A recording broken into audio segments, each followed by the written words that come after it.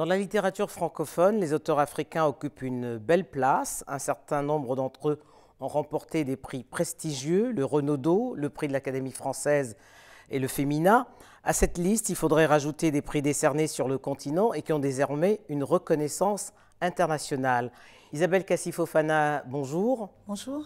Au nombre de ces prix décernés sur le continent, il y a le prix Ivoire que vous avez lancé il y a 10 ans. C'était une véritable gageure de lancer un prix littéraire dans un pays où, selon vous, les gens lisent peu. Tout à fait. Ça a été vraiment. Je pense que c'est un rêve qui a été porté par quatre, parce que l'association Aquaculture que j'ai l'honneur de présider est constituée de 4 membres. Donc je pense que ça a été véritablement un pari fou. Nous nous sommes lancés ce défi et nous avions quelque chose à apporter et il fallait qu'on le fasse de toute façon. Je précise en effet que c'était une période difficile pour la Côte d'Ivoire, qui traversait une période assez difficile au niveau politique. Mais nous, on s'est dit qu'il fallait c'est comme je sais pas, on avait besoin de souffler avec la littérature et on avait besoin justement de célébrer les auteurs méritants à partir du continent. Alors, depuis 2 ans, ce prix est ouvert également aux auteurs de la diaspora. Il a été décerné à 2 auteurs de la Caraïbe. Tout à fait. La haïtienne Ketty Mars et puis la martiniquaise Marie-Josée Ali. Alors, qu'ont en commun ces 2 littératures, la littérature africaine et la littérature de la diaspora? Vous savez, pour nous, il fallait, tout comme l'Union africaine a voulu, il fallait qu'on associe aussi la diaspora qui est devenue le 6e continent. Voilà, la 6e région. Et ce sont nos frères partis ailleurs. Et il fallait justement aller à la rencontre de ce peuple, mais à travers la littérature.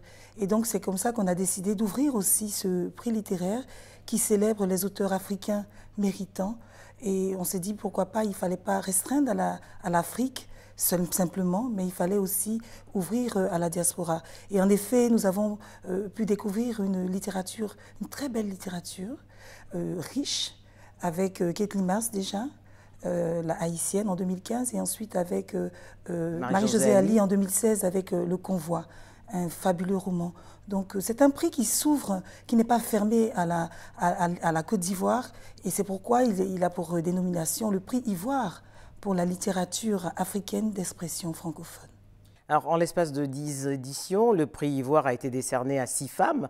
Y a-t-il une volonté particulière de mettre en avant les auteurs féminins? Non, je pense pas véritablement. Le jury est véritablement, je dirais, souverain. Les femmes, il faut le dire, peut-être que les ouvrages qu'on a reçus, qui ont donc pu compétir à ces différentes éditions, elles le méritaient véritablement. Je pense qu'à ce prix-là, il y a un choix particulier qui est fait par rapport au genre. C'est juste par rapport à la valeur intrinsèque des ouvrages. Et il faut le dire, voilà, le prix Ivoire continue son petit bonhomme de chemin. Et il plaît, ça nous plaît en tout cas à chaque fois, nous, de célébrer, d'accueillir en Côte d'Ivoire des auteurs que peut-être qu'on n'aurait jamais eu la chance de découvrir, de faire en sorte qu'ils soient disponibles dans les rayons des librairies. Je pense que c'est merveilleux. Alors, pour initier les jeunes à la lecture, parce que vous constatez qu'ils lisent peu, vous avez ouvert le concours aux écoles. Oui. L'envie a-t-elle pris aujourd'hui? Absolument. Je vous dis qu'il y a un véritable engouement, et pendant que je vous parle, en ce moment même, les équipes sillonnent les écoles. On a une bonne 60aine d'écoles à Abidjan et à l'intérieur du pays. Très tôt, on s'est dit qu'il fallait faire œuvre utile. C'était bien beau de célébrer la littérature avec FAST au cours d'un dîner gala, mais il fallait qu'on fasse œuvre utile, il fallait qu'on aille vers ces élèves-là, qu'on n'attende pas qu'ils viennent vers nous. Et nous allons, à travers le concours annexe du prix Ivoire, qui est le concours de culture littéraire des écoles, qui met en scène donc des enfants qui participent à un concours, des écoles à programme français comme à programme ivoirien. Il n'y a pas de cloison. Et on se dit qu'à la faveur de ce concours-là, les enfants, les jeunes lycéens qui participent à ce concours sont primés après, en présence des auteurs de renom qu'on fait venir à la faveur du prix Ivoire. Et c'est véritablement une belle fête, ces jeunes, je dirais ces jeunes auteurs, parce que parmi eux, on aura forcément des férus et peut-être, pourquoi pas, des écrivains. Ces jeunes lycéens qui s'intéressent à ce concours-là, en tout cas, repartent très contents. Ils se disent qu'on peut donc participer à un concours qui a trait à la littérature et être aussi primé et être reconnu. Être reconnu. Et je pense qu'à force, on fait œuvre utile. Alors, ce qui est quand même curieux aujourd'hui, Isabelle Kassi-Fofana, c'est que malgré la présence de nombreuses maisons d'édition, le coût du livre reste excessif. Je dirais qu'il est relatif. Il est relatif. C'est vrai qu'on aurait voulu faire moins que ça parce que je suis éditrice par ailleurs. Mais je pense que quand on regarde un peu le coût de production de nos ouvrages, il reste abordable. La littérature permet de véhiculer des messages et de présenter la beauté des textes de nos auteurs, mais les éditeurs sur le continent vivent exclusivement par la littérature, par le scolaire et le parascolaire. Donc sur les ouvrages de littérature, je dirais qu'on a des prix assez abordables, environ 5 €. Moi, on pratique ces prix-là dans ma maison d'édition. Vous savez, c'est vrai que tout est une question de priorité après. Qu'est-ce qu'on priorise? Parfois, on préfère faire autre chose que ça donnait à la lecture. Donc, on va toujours trouver justement des freins à la lecture en disant que les livres coûtent cher. Mais je dirais que ce n'est pas totalement vrai. C'est vrai que nous n'avons pas le même pouvoir d'achat, mais nous étudions quand même les prix. Comme je le dis, c'est vraiment des ouvrages ont quand même des prix réduits. Parce que nous sommes conscients qu'il n'y a pas souvent beaucoup de bibliothèques là où il faut et qu'on ne fera pas forcément notre chiffre d'affaires sur la littérature générale ou enfantine. Alors Paris, Genève, Francfort récemment, d'où vous rentrez, vous écumez tous les salons du livre. Hein. La visibilité des auteurs africains a-t-elle changé aujourd'hui dans ces salons? Absolument, j'ai la chance d'être dans le milieu du livre depuis plus de 23 ans. Et j'avoue que j'arpentais ici les salons du livre de Paris avec des petits stands je tenais un stand de 6 mètres carrés et on était vraiment une présence assez, je dirais, on passait un peu inaperçu. Et petit à petit, avec la présence du bassin du Congo et les choses après, il y a eu aussi la présence de la Côte d'Ivoire en 2012. Et puis ensuite, en ce moment, il y a une belle présence de l'Afrique qui se retrouve à la faveur du Salon du Livre. Pareil à Genève. Il y a le Salon africain du livre de Genève, au sein du Salon du livre de Genève. Pareil récemment à Francfort, où la France y occupait une place de choix en tant qu'invité d'honneur. Et on a eu le bonheur d'être invité comme pays éditeur francophone et de Haïti, voilà, Afrique et Haïti. Il y a une bonne vingtaine d'éditeurs francophones et d'Haïti qui étaient présents. Je pense qu'on était sur un pavillon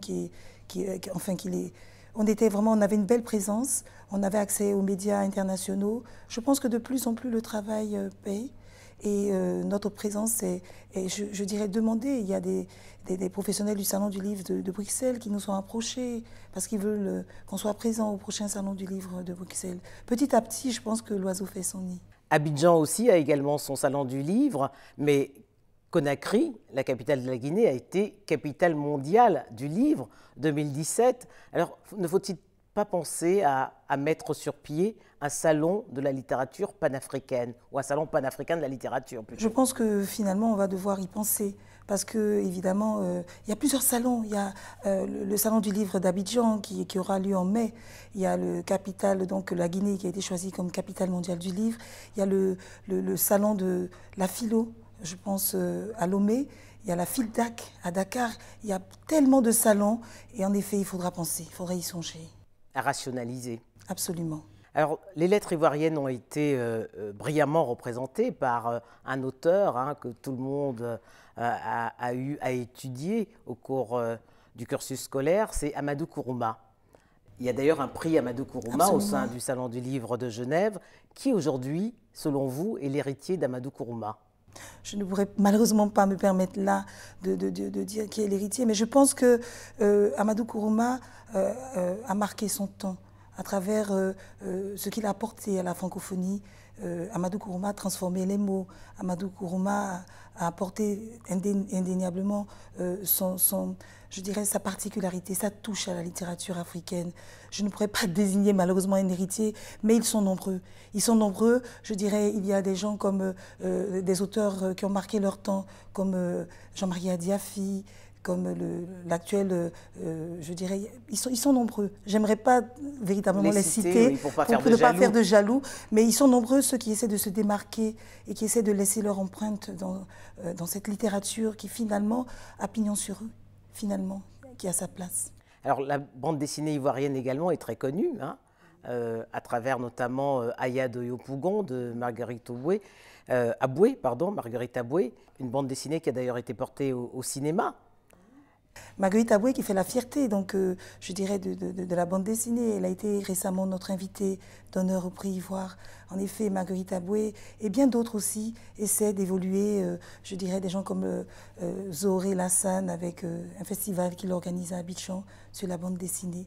Voilà, il y a pas mal de choses qui se font autour du livre et de la lecture, des foires, des salons du livre. C'est à encourager. Alors vous rentrez de Francfort, je le disais tout à l'heure, où vous avez encadré les écrivains africains.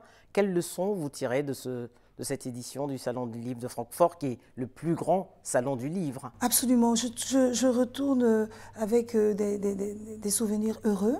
J'avoue que ce salon est vraiment impressionnant. L'année dernière, on y a été. Cette année, on a été présent en tant qu'invité aux côtés de la France. On avait notre adresse.